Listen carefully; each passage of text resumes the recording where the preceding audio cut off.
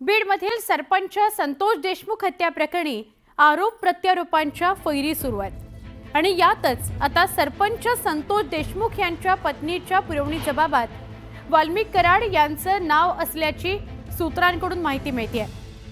या वाल्मिक कराडनं फोनवरून धमकी दिल्याचा उल्लेख असल्याचं त्याच्या पत्नीच्या जबाबात समोर आलंय। सूत्रांकडून ही माहिती मिळते।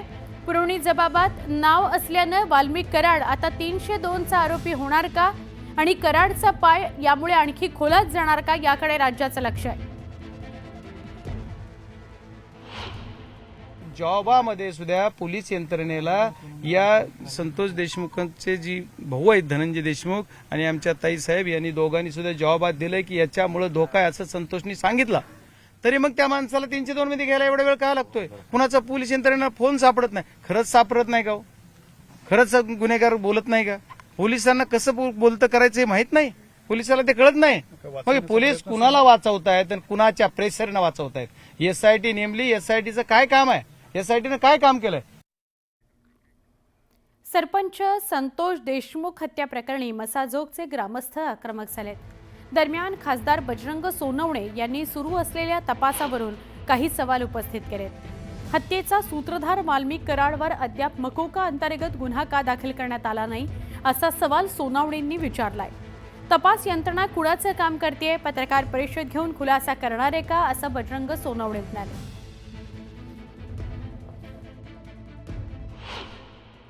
जॉबामध्ये सुद्धा पोलीस यंत्रणेला या संतोष देशमुखांचे जी भाऊ आहेत धनंजय देशमुख आणि आमच्या ताई साहेब यांनी दोघांनी सुद्धा जॉबात दिलंय की याच्यामुळे धोका आहे असं संतोषनी सांगितलं, तरी मग पोलीस यंत्रणेचे बरेच काही विषय आहेत। मी सर्व बाकी येणारे जे आता मला प्रेस घ्यायची त्याच्यामध्ये बरेच काही मी खुलासे करणार आहे, बऱ्याच काही गोष्टी आणखी उघड करणार आहे। ज्या गोष्टी मला विनाकारण डोलबाजी करायची नाही, पण मी पुराव्यानेशी पहिल्यांदा प्रेसला कागद घेऊन बसणार आहे आणि प्रेस देणार आहे। आमच्या कुटुंबाला न्याय का मिळत नाही? एवढ्या दिवस झालं, आज 35-36 दिवस उलटले, तरी सुद्धा आरोपीला 302 मध्ये घेतलं जात नाही। मोका लावला जातो तर मेन आरोपी सोडून मोका लावला जातो। सन्माननीय मुख्यमंत्री महोदय म्हणतात की मी कुणालाही सोडणार नाही, मग कुणाला धरायचे तेही कळाना। एक आरोपी आणखी फरार आहे। जर आरोपीला त्यांनी सांगितलं होतं की मी योग्य पद्धतीनं योग्य दिशानं तपास करेल, पण तपासाचे सूत्र कशा पद्धतीनं चालले, ज्या आरोपीचे सपोर्ट करणारे लोक आहेत, ज्यांनी मदत केली, या लोकांना सुद्धा आणखी मोकाट सोडले।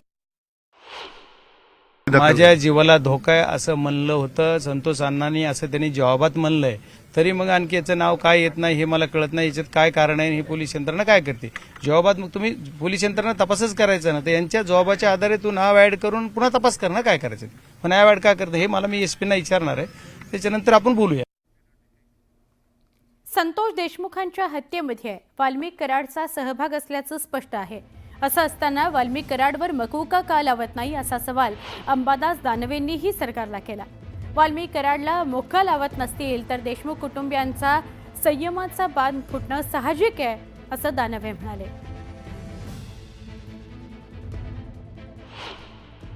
या सगळ्या घटनेचा करता धरता वाल्मिक कराडच आहे आणि मग त्याला सोडून बाकीच्यावर तुम्ही मोका लावताय आणि वाल्मिक कराडला सोडतात, हे चुकीचंच आहे। आणि म्हणून आता वाट किती बघायची, त्यामुळे भावनेचा बांध मला देशमुख कुटुंबियांचा सुटलेला असेल। कारण महाराष्ट्रात ठिकठिकाणी आक्रोश मोर्चे होत असताना जनता ज्या पद्धतीनं न्याय मागते, सरकार त्या न्याय देण्याच्या भूमिकेत नाही।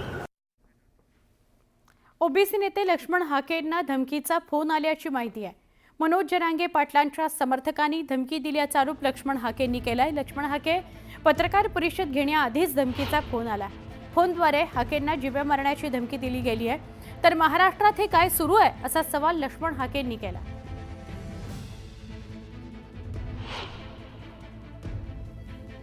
जातीयवादी आहे। लक्ष्मण हाके हा आरोपींची बाजू घेतो। लक्ष्मण हाके वरती जीवे मारण्याच्या धमक्या, मी आत्ता प्रेस घ्यायला आलो, या प्रेसच्या अगोदरच मला 1-2 मिनिटं अगोदरच मला जीवे मारण्याच्या धमकीचा कॉल आला।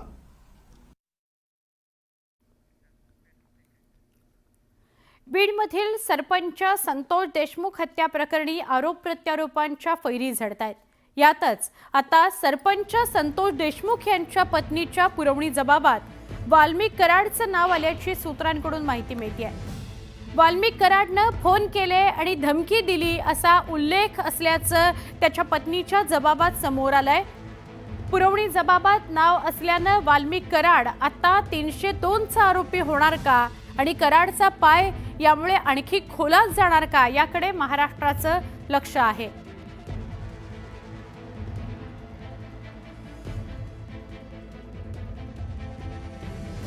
संतोष देशमुख यांच्या हत्येला 35 दिवस झालेले आहेत. माझ्यासोबत त्यांच्या पत्नी आहेत. ताई, प्रशासन तपास करते. आता नेमकी काय मागणी? आज देखील धनंजय भाऊने असं आक्रमक आंदोलन केलं. आमची पहिल्यापासून एकच मागणी आहे, आम्हाला लवकरात लवकर न्याय मिळवून द्या, एवढंच. पण प्रशासन काय करतंय नेमकं? आणि आता तपास एकंदरीत सुरू आहे, त्या संदर्भात तुम्हाला काय सांगितलं जातंय, कल्पना दिली जाते? नाही, काहीच दिली जात नाही, म्हणून तर हे टोकाचं पाऊल उचलले ना धनुभाईंनी. मग काय मागणी असेल? मुख्यमंत्री असतील, इतर सर्वजण जे तपासी यंत्रणा करतायत नेमकं काय? ते तर माहीत नाही ना. लवकरात लवकर त्यांनी सगळी माहिती एकतर दिली पाहिजे, लवकरात लवकर गुन्हेगार पकडून त्यांना लवकरात लवकर शिक्षा दिली पाहिजे. मात्र आज दुसरी देखील मागणी केली जाते की वाल्मिक कराड यांच्यावर 302चा गुन्हा दाखल करा. तशा पद्धतीने मात्र होत नाही. नेमकं का होत नाही असं वाटतं? आता ते सगळे म्हणते तर त्यांच्या टेस्ट करा, काय तपास करा, ते कामन शासन करत नाही, ती त्यांनाच माहिती. ते करून लवकरात लवकर त्यांना आरोपी करायला पाहिजे. अच्छा, तुमचे देखील जबाब घेतले गेल्याचं समजते. नेमकं जबाब घेतलेत का प्रशासनाने? ते कशा पद्धतीने घेतले? नेमकं त्यामध्ये काही राहिले का सांगायचं आणि आणखी परत काही प्रशासनाला विनंती करणार आहेत? सांगायचं काय नाही राहिलं, सांगितलेलं आहे, पण एवढीच विनंती की लवकरात लवकर त्यांनी सगळ्या आरोपींना पकडणे आणि शिक्षा लवकरात लवकर करणे. तुमच्या जबाबामध्ये एक विषय होता की जे सुदर्शन घुले आणि जी 6 तारखेला मारहाणीची घटना घडली होती, त्यानंतर काही जणांनी धमकीसुद्धा दिली होती. त्या धमकी देणाऱ्यापैकी कोण कोण होते नेमकं? ते काय मला एवढं माहिती नाही. मला माझे मिस्टर एवढंच म्हणले होते की त्या दिवशी जी पवनचक्कीवर भांडणं झाले होते ते जरा गुंड प्रवृत्तीचे लोक आहेत आणि मला भीती वाटते, एवढंच बोललेले. अच्छा, म्हणजे असं संपूर्ण प्रक्रियेमध्ये त्यांनी तशा पद्धतीने अगोदर सांगितलं होतं? हां, ते शनिवारी आले होते लातूरला. हां. मग ते मी त्यांना उलट एवढं म्हणलं, ती म्हणले भीती वाटायला, मी जाऊ नका म्हणलं होतं त्यांना. कशाला जातात मग तुम्ही, हां. कशाला उगाच भीती वाटते. तर ते थांबले, पण शनिवारी थांबले, रविवार थांबले, सोमवारी ते येणार होते इकडं. पुन्हा नको करत मी म्हणल्यानंतर ते थांबले, पण त्यांना फोन येईल सारखंच. मग ते मला म्हणले मला जावंच लागते, म्हणून मग ते आले गावाकडे. वाल्मिक कराडांनी देखील धमकी दिल्याच्या संदर्भातलं देखील बोललं जात होतं. नेमकं तशा पद्धतीने काय तुम्हाला बोलले होते ते, किंवा अशा अमुक अमुक व्यक्ती आहे तो आम्हाला धमकी देतो वगैरे? नाही, तसं काय नाही, फक्त धमकी देते तेवढंच बोललेले. अच्छा, आता 35 दिवस झालेत, तपासी यंत्रणाही करतायत. पण आता नेमकं मुख्यमंत्री असतील किंवा इतर तपासी यंत्रणा असतील, त्यांच्याकडून शेवटची काय अपेक्षा असेल? का आता एक आरोपी अद्यापही अटकेत नाही आणि आता कुटुंबाची अशा पद्धतीने आज धनुभाऊन देखील आक्रमकपणा केलेला होता. तर काय हात जोडून कळकळीची विनंती असेल? कळकळीची एकच विनंती आहे, तुम्ही किती जेवढे लोक असतील तेवढ्यांना लवकरात लवकर, ते म्हणतात ना टेस्ट करा, काय करा, करा ना तुम्ही. काय इतका वेळ माझ्या मिस्टरांना मारायला त्यांनी इतके एका दिवसात त्यांनी सगळं केलं ना, 3 तासात. तर त्यांना काहीच पोलिसांनी केलं नाही, कुणी केलं नाही. सगळं काम होईपर्यंत ते आलं नाही. तर आज 35 दिवस झाले, तर मग ते काय करतात? कशाला इतकं तपासाला वेळ लागते त्यांना?